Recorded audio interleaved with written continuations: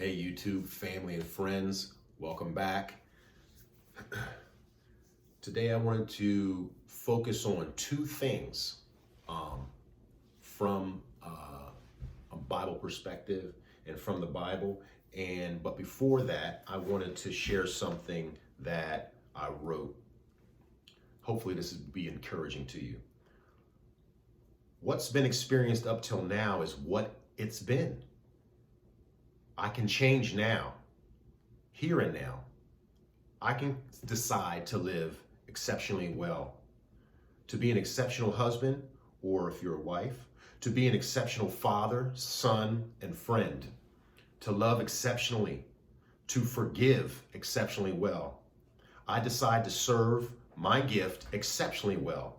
I decide to hear others well. I'm made from God the Spirit. I'm created from an eternal being. He has no beginning, no starting point, no end. He was before heaven was created. He was before earth was hung in space. He was before space and time. He was before all elements, seen and unseen, were made. So, guys, today I wanted to focus on two things. And what I wanted to say before I start is, once I got a hold of this understanding, once I got a hold of this truth about what I'm about to talk about, it transformed the way I thought and the way that I understood this passage. All right. What am I talking about? We're talking about Yeshua's body, or Jesus's body. So we're talking about Jesus, Yeshua, or Yahweh,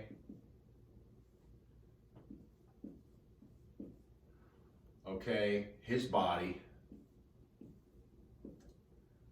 and blood, okay, and then equals our bodily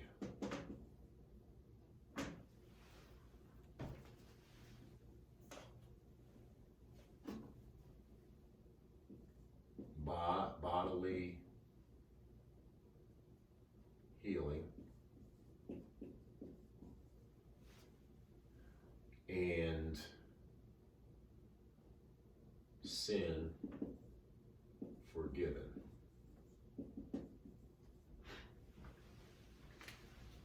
Okay, so what do I mean by this? What am I talking about? When I'm talking about Jesus's body and his blood.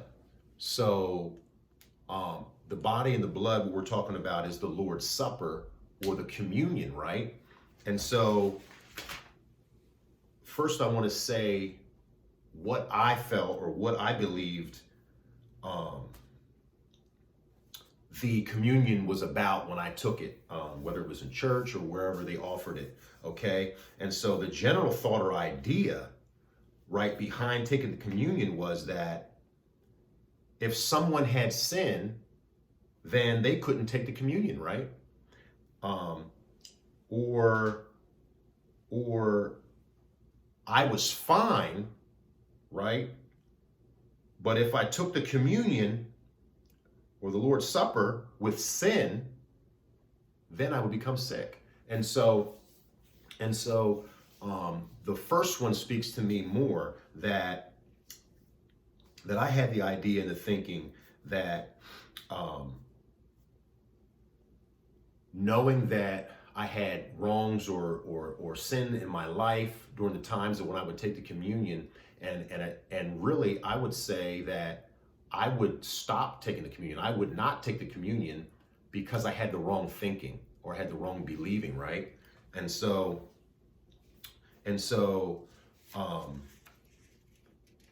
if you look at Corinthians, we want to go to Corinthians, right? So if you look at Corinthians, 1 Corinthians 11:29 and 30. if you go to 1 Corinthians 11, 29 and 30, this is what it reads. And it says, "For he that eats and drinks unworthily eateth and drinks damnation to himself, not discerning the Lord's body. For this cause many are weak and sick among you, and many sleep." Okay, so he's saying, the Lord is saying here that people taking, if someone takes the communion in an unworthy way, it says unworthily, so it's a descriptive word, unworthily. So not that people are, it's not saying that, because how many know that all of us are unworthy. Christ died for unworthy. He died for sinners. He died for the sick, okay? He came for us all. And so that verse in 1 Corinthians 11, 29 and 30 says, "For this cause many are weak." Many are weak. So there's one cause. And once I learned this and got this revelation, heard it through Joseph Prince, once I got this revelation, it totally transformed the way and the reason even why I take the communion. And so he said that there's many that be weak, sick, and die early. And so he's talking about people, he's talking about the body in the church. He's talking about believers, okay? So this is what's kind of whack, right? This is really weird, how he says that many are weak, sick, and die early for one reason. And if you go to, that's verse 30, if you go to verse 29, it says, not discerning the body, not discerning the Lord's body. So I can't talk about Jesus's body. I can't talk about the communion without talking about and discerning the body, his body, and the blood. So the body and the blood. And so I'm not going to lump the body and the blood together. And I have to make a distinction. I have to make a difference between the two, the body and the blood. And so, when now my understanding now when I take the communion is this. See, it is not a focus on myself. It's not a focus on someone else. It's a focus on Christ. It's a focus on Jesus. And so, where do I get that? Well, if you look earlier on in 1 Corinthians 11, 24 and 25, it goes on to say that before Jesus was delivered up, right? It says, "And when he had given thanks, he broke the bread, and he said, 'Take, eat, this is my body, which is broken for you. This do in remembrance of me.' And after the same manner also he took the cup, and when he had supped, saying, 'This cup is the New Testament in my blood.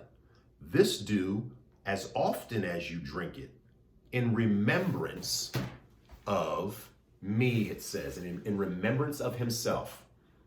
In remembrance of himself. So now when I take the bread, all right, and when I take the cup, all right, I am remembering what Jesus did on the cross. And so there's two things that I want to focus on. One, his body. What did he do in his body? What happened in his body, with his body, that I'm supposed to remember? He said, "Do it in remembrance of me." When I take that bread and I'm eating the bread, and for someone who doesn't believe, for someone who doesn't take the communion, who doesn't understand the communion, it would be foolishness. But for those who believe, this is what we do. So I'm focusing on what he did in his body. And what did he do? In Isaiah, it says that he bore our sickness and diseases. So he took upon his body sickness and disease. Every type of sickness, every type of physical ailment, every type of physical sickness and disease, he took upon his body. And he said, as often as I partake of the body, how do I activate this thing? How do I become a partaker of what Christ did at the cross? I partake in communion. I take the communion. Okay? And so in Isaiah 53, it says that he bore our sicknesses and diseases. So that's one thing that I'm remembering about him, about Christ. When I'm taking this communion, I'm remembering that in his body, he was not sick, but when he went to the cross, it says he bore all our sicknesses and diseases. So if I'm sniffling today, if I have an ache or pain today, if my family, parts of my people in my family are sick, okay, I'm going to take the communion on their behalf. I can take the communion on their behalf, or I can take the communion for myself, right? And so now when I take this, I'm taking the communion when I take the bread, and I'm remembering Christ. I'm doing this seemingly simple thing that doesn't really make any sense to our minds, but Jesus left us with this and said, as often as you do this in remembrance of me. So I'm not remembering, if you will, I'm not remembering myself. It's not an inward look. I'm not remembering my sin or my wrongs or things that have gone wrong in my life. No, I'm remembering Jesus. I'm remembering what he did in his body. And so the false thinking or the false belief that I used to carry was, if I have sin, or if a person has sin, then you can't take the communion. I mean, that kind of makes no sense, because Jesus died for sinners, right? And so he died for unworthy people. And so when I take that bread, I'm remembering his body, that he took all ailments upon his body. And then when I take the cup, he said, this is the cup this is the cup of the new covenant. This is the cup of the new covenant in my blood. This do you, as often as you drink it, do it in remembrance of me. As often, I wanted to point out as well, as often as we do it. So it's not just if I went to church, or it's not just, on a Sunday or on a Wednesday. It's as often. It's as often, as readily as I do it. So if you remember in Acts, the early church, they went from house to house breaking bread. They went from house to house taking communion. And every time they would go from one house to another house in the same day, they would set themselves up to be partakers and to have benefits, the physical benefits of taking the communion. Okay? And so I wanted to go back, if you will, to Exodus. If we went back to Exodus 12, go back to Exodus 12. What were they supposed to do there? So Jesus is also known as my Passover. He is the Passover. Okay? Jesus is, okay, and when we take the communion today is our substance of what the Hebrews had back in Exodus. They had the shadow, they had the type and shadow. We have today in the communion, this thing that Christ left for us, and taking the communion, we have the substance in the communion. But if you go back to Exodus, what do we read there? In Exodus, we find that they were supposed to take a lamb, kill it, roast it, and eat it. They were supposed to get a lamb for their household, kill it, right? Roast it in fire, and eat it before they came out of the place where they were in bondage. And what happened? In killing that animal, they were supposed to take the blood, right? And all the houses, all the Jews, all the Hebrews were to take that blood, put it on the doorpost, and the lintel. And so that even right there makes the shape of the cross. They were supposed to take the blood and put it on the doorpost and lintel. And that was the first Passover. That was the first Passover back in Exodus. And then in Psalms, if we go to Psalms 105:37, it refers back to Exodus and says that the people that came out of Egypt, that came out of bondage, they came out with silver and gold, and none was feeble among them. None was feeble. That word feeble there is weak. That word feeble is weak, or kashal. So that word feeble in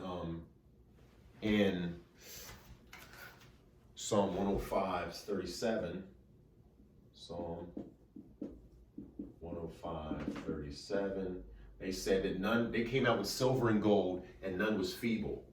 That word feeble means weak, equals weak. Okay? They were not weak. They were not weak. The Hebrew word is kashal. Hebrew. Kashal. So they came out from Exodus, from the place of bondage in Egypt, with silver and gold, and none of them were sick. None of them were weak. None of them were decayed. It also means decayed. And so when we come back to flash forward to the New Testament, and we see that Jesus left us with this thing called the communion, the bread and the cup, or the bread equaling the body, the cup equaling the blood of the new covenant. And so we don't want to be ones who are weak, sick, and die before our time because of not discerning the Lord's body. We need to know what happened there. Jesus did 33 miracles. He did 33 miracles. 33 miracles. And from 33, out of 33, 28 had to deal with healing bodies or doing a miracle with food, right?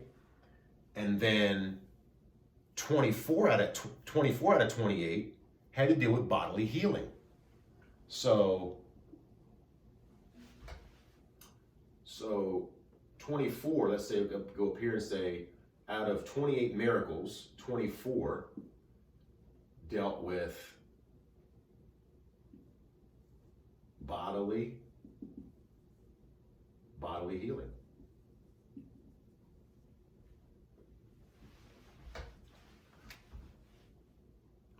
And so Jesus went about anointed by the Holy Spirit. He went about doing good, healing all those who were oppressed of the devil, right? And so he did that when he was physically walking the earth. And so he also left us with the communion, where I'm remembering him. I'm not remembering myself. It's not an inward look upon myself when I'm taking the communion. I'm to do this in joy and out of joy because of what he did. So when I take the communion, I'm remembering him. I'm looking away from myself, and I'm remembering what Christ did on the cross. In his body, he took all my sickness and diseases. And then his blood, it says without the shedding of blood, there's no remission of sins. So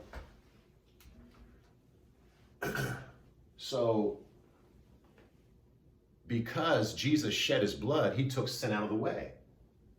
He took our sin out of the way. So if sin was an obstacle between us and God, Jesus at the cross, when he shed his blood, and there's so many things to talk about and so many points that you could talk about before the cross, let alone on when he went on the cross and was nailed to the cross with his hands and feet, spear in his side, the thorns, the crown of thorns beat into his head. If you read the Bible, they were beat with a rod upon his head. They plucked out his beard. They spat upon him. They made fun of him. I mean, a centurion's soldiers literally took turns beating him. And then and not to mention the cat of nine tails that had the whip that upon every lash ripped the skin, ripped tendons and right down to Jesus's bones. In the Bible, it says that he could count all his bones. And so he was marred, and more than any man, he was not recognizable. He was unrecognizable as a man. What he did at the cross, what Christ did at the cross, I don't even believe that really our English words can paint the picture that is necessary for the torture that he went through before and after the cross, before and during the cross. And so he said that without the shedding of blood, there's no remission of sin. But we know that he shed his blood. And because of him shedding his blood, he has taken care of the sin situation. He has removed the obstacle of sin from our life. And so when I'm partaking of the communion, when we're taking the communion as a family, when we're taking on behalf of other people, I have the understanding now that this is not about me. This is about Christ when he said, as often as you do this in remembrance of me. And so that's what I wanted to share today, guys. I hope you got something useful and valuable out of this, and extracted as much as you could. And until next time, hey, do me a favor, guys. If this spoke to you, subscribe so that you can get more of my content. Hit the notification bell, comment, let me know what other types of things that you would like to talk about, or if there's any discrepancies or what have you. I want to know what the people that are watching my videos are thinking. So, and what topics you'd like to discuss. So, hey, until next time, guys, be well.